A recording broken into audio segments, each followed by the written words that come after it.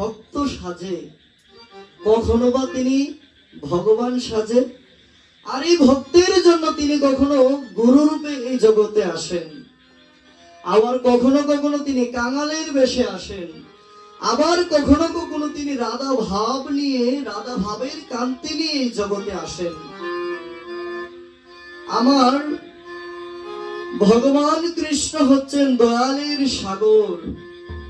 তিনি সকল জীবকে কৃপা করার জন্য তিনি এই জগৎ মাঝে আসেন।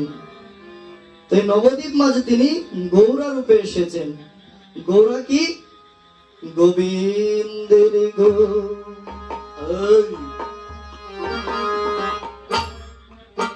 রাধা রানী, রাধা রানী, এই দুয়ে মিলে এই নবদ্বীপ মাঝে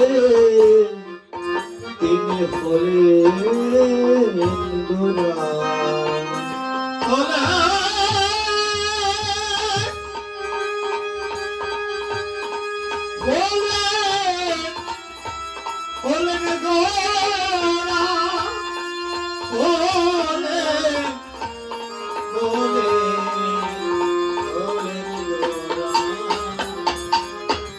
তাহলে বাবা বুঝতে পেরেছেন, গোবিন্দের গো আর রাধারানীর রা, এই দুইটা শব্দ মিলে যেমন গৌরা শব্দটা হয়, তেমনি গোবিন্দ এবং রাধা কৃষ্ণের মিলিত তনু হচ্ছেন আমার সেই গৌরা।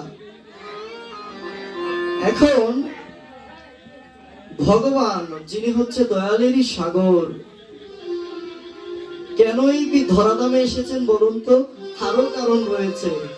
তার এই জগতে আসার কারণের তো শেষ নেই। তো একদিন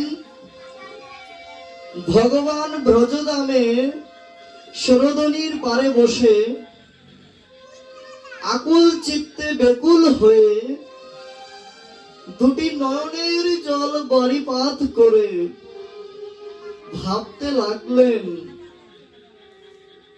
যে আমি তো এই জগতের প্রভু, এই জগতের সকল কিছুই তো আমার নিয়ন্ত্রণে, আমার তো কিছু অভাব নেই। আমার তাহলে কিসের অভাব? আমার কেন মনে কোনো শান্তি আসছে না? ভগবান তখন ভাবলেন যে আমার তো কেন যেন ভক্তের চরণ ধুলি পেতে ইচ্ছা করছে, ভক্তের প্রেম ধনে ধনী হবার ইচ্ছা করছে। আমি কোথায় গেলে, কি করিলে এই ভক্তের চরণ ধুলি পাবো এবং তাদের প্রেম ধনে ধনী হতে পারবো? ভক্তের প্রেম ধনে ধনী হবার জন্য আমার কৃষ্ণ সমস্ত শাস্ত্রকে আহ্বান করে ডাকলেন, ওহে শাস্ত্রগণ, তোমরা আমাকে কৃপা করে বলো, কি করিলে, কোথায় গেলে আমি একটু প্রেম ধনে ধনী হতে পারবো? শাস্ত্র থেকে তিনি কোনো উত্তর পেলেন না। তারপর তিনি ভগবতকে ডাকলেন যে হে ভগবত, তুমি আমাকে কৃপা করে বলো, কি করিলে, কোথায় গেলে আমি একটু ভক্তের প্রেম ধরে ধনী হতে পারবো? শাস্ত্র থেকে বললেন ভগবত যে ওহে প্রভু, তুমি যদি প্রেম ধরে ধনী হতে চাও তবে তুমি কোন নিষ্কিঞ্চন বৈষ্ণবের কাছে যাও।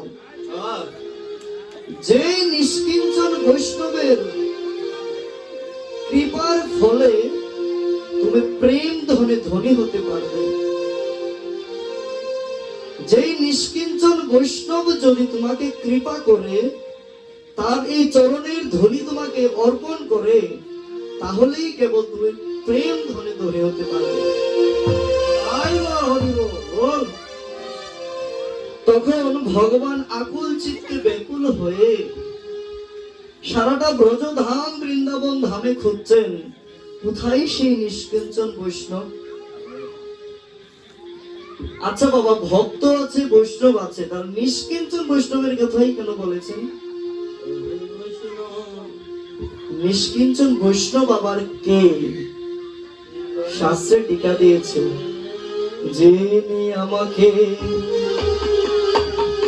সেবা না দিয়ে কখনো সেবা করেন না, সেবা করে না, যিনি আমাকে শয়ন না দিয়ে শয়ন করে না, স্বয়ং করে না, যার মুখে সব সময় এই কৃষ্ণ নাম আর হরি নাম থাকে, জগতে তিনি হচ্ছে নিষ্কিঞ্চন বৈষ্ণব। তিনি হলে তিনি হলে নিষ্কিঞ্চন বৈষ্ণব,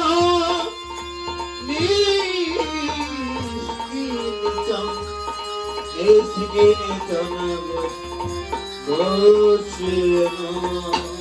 তখন ভগবান ভাবলো যে এই নিষ্কিঞ্চন বৈষ্ণব তো আর কেউ না, তিনি হচ্ছে আমার শ্যাম সরোবরের মুরালিনী, তিনি হচ্ছেন রাধারানী। কারণ কেবল রাধারানী যত কিছুই হোক না কেন আমাকে সেবা না দিয়ে কখনো সেবা গ্রহণ করে না, আমাকে শয়ন না দিয়ে শয়ন করে না, যার নিশীথে জাগরণে সকল সময় শুধু আমার কথায়। তবে এই তো রাধারানী ছাড়া আর কেউ না। এই হেন কথা গোবিন্দের মনে পড়ে তিনি গেলেন রাধারানীর কাছে। ওহে রাধে, ওহে বিনোদিনী, আমি তোমার কাছে চিরঋণী, না পারিলাম তোমার প্রেম ঋণ শোধ, এহেন মনে পড়ে বারে বারে, তাই তো তোমার কাছে এসেছি, তুমি আমাকে কৃপা করে একটু ভিক্ষা দাও।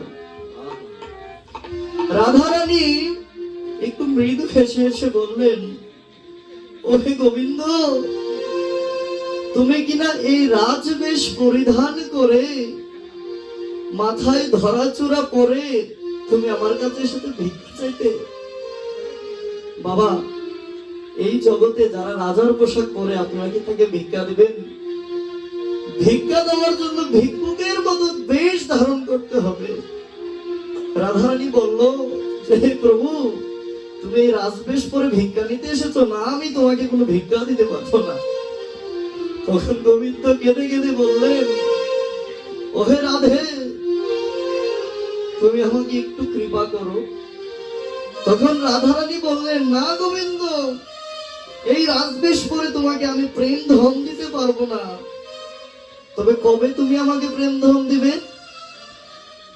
তুমি যেদিন এই রাজবেশ পরিত্যাগ করে এই হলো কাঙালের বেশ ধারণ করবে, কাঁধে তোমার ভিক্ষার ঝুলি থাকবে, এবং নদিয়ার মাঝে তুমি অবতীর্ণ হয়ে নদিয়ার প্রতিটি জীবের কাছে কাছে গিয়ে তাদের চরণ ধুলি মস্তকে অর্পণ করবে।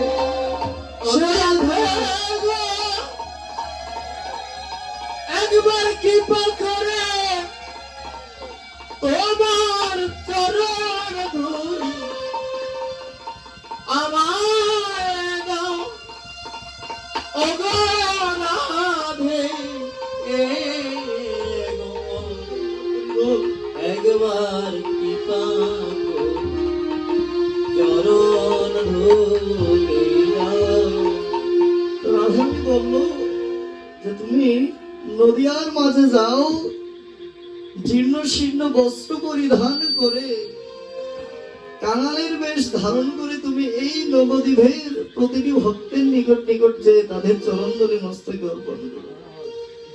তখন গোবিন্দ বলল যে রাধে, প্রয়োজনে আমি তাই করব। আর আমি প্রতিটি জীবের ধারে ধারে গিয়ে তাদের চরণ ধুলি আমার মস্তকে অর্পণ করব। আর আমি কি করব জানো রাধে? সেদিন আমি চরণ ধুলি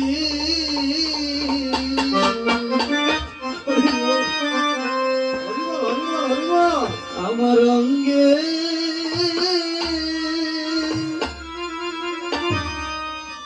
অঙ্গে মাগব। সেদিন চরণ ধুলি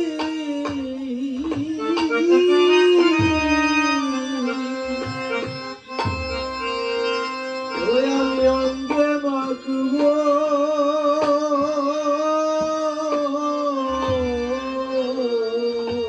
ও সেদিন চরণ ধুলি আমি অঙ্গে মাগব।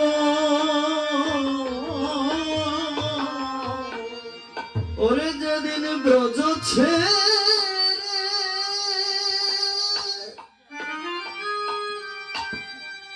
যেদিন ব্রজ ছেড়ে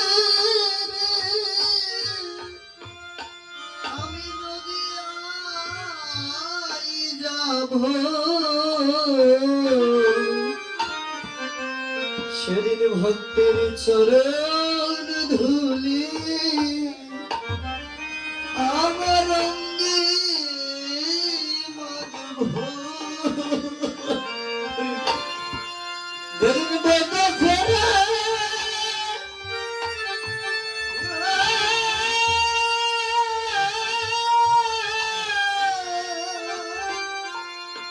আমি নদিয়ায় যাব,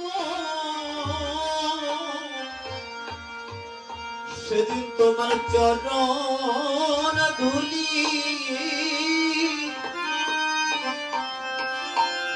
আমি অঙ্গে মাগব।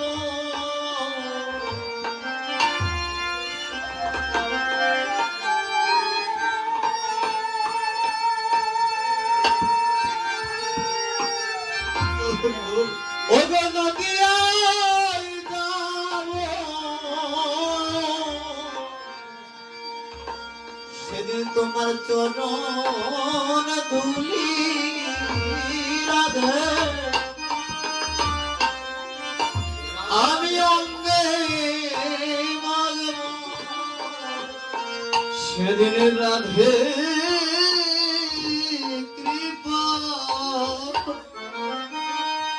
কৃপা করো।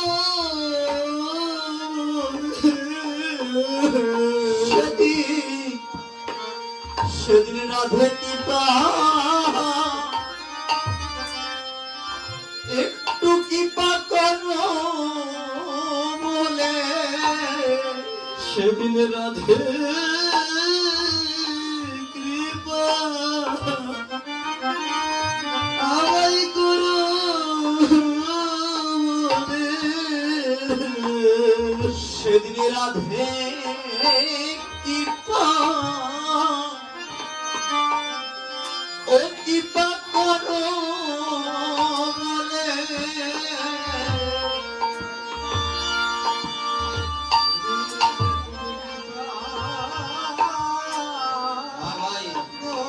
ভাই না ভাই করো বলে। ওরে সেদিন আমায় অযোগ্য বলে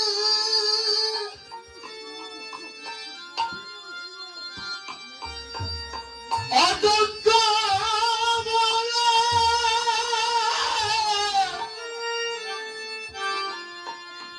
ও গোবিন্দ ফেলে দিও না। একবার কৃপা করো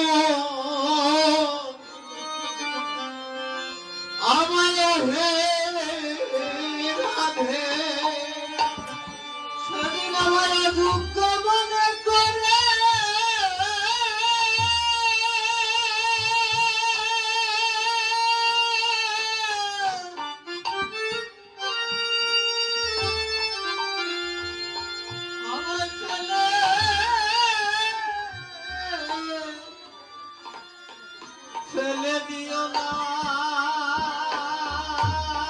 আমায় অযত্ন করে দিও না। সেদিন না দেখি তো হবে বলে তুমি কৃপা করে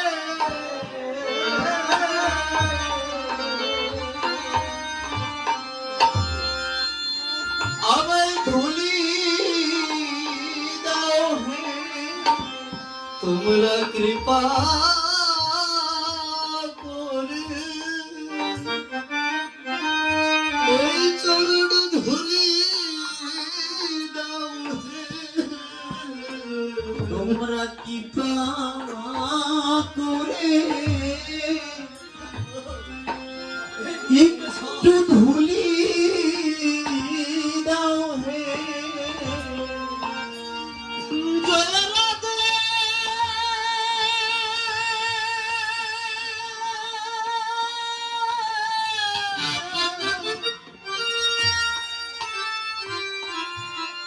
রাধে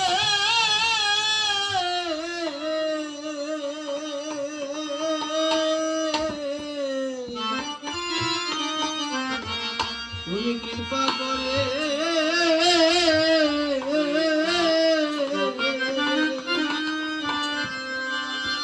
চরণ দুলি দাও না ওরে ধুলি নয় রে সে যে ধুলি নয় রে ব্রজের বদরে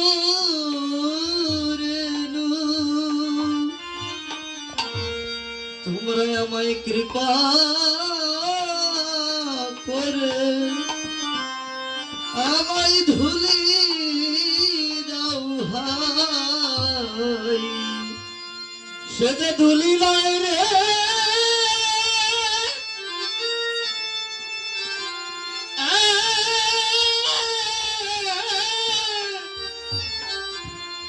ও ব্রজের পাদরে তোমরা কৃপা করে একটু ধুলি দাও হে ও সে ধুলি নয় রে ভক্তের পদর কৃপা করে ধুলি দাও হে ধুলি নয় রে পদরে কৃপা করে ধুলি দাও হে ধুলি নয় রে পদরে কৃপা